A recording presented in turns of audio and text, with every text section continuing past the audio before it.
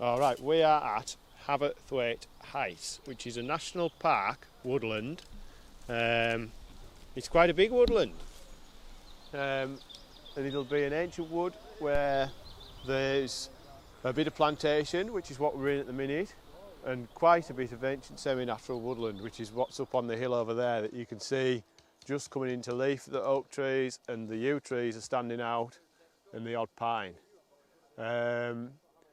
Yeah, so the work we're doing at the minute is a bit of restoration to get a few more native species in among the conifers at the bottom of the hill. So they've planted the easier bits of ground with conifer, probably prior to the national park owning it, and then yeah, we're just trying to get a bit of that back to native woodland.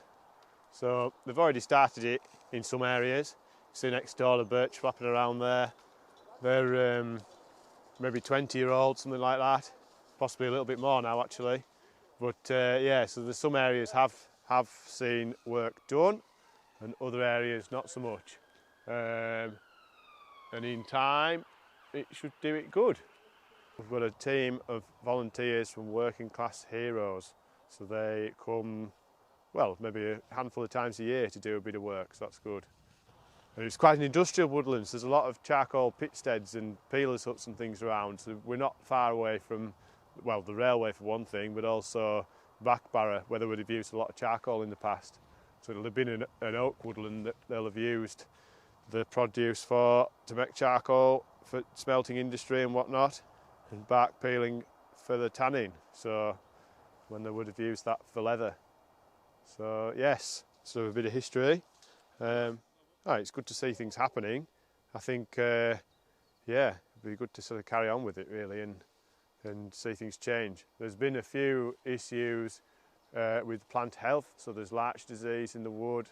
That means quite a lot of the larch is going to have to come out, not all of it. So where we're planting here at the minute, this is not coming out, but the bit adjacent is.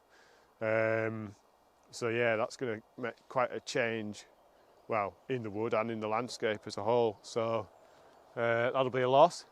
But yeah, I guess it sort of just means you have to carry on with putting other trees in as well and making sure there can be some natural regen to keep that woodland going. It'll be much the same by overall standards, but by the end of the day we'll have a few trees more in the ground, which will be a good thing. But by the end of the year there should be a bit of larch gone, which would be a good thing. And then in 10 years' time there should be a few of these saplings and things up and away, and a few deer shot maybe, to then, you know, enable the woodland to look after itself a bit better. And yes, I think the bits next door up the bank, they're quite nice. They're sort of mature woodland doing its own thing.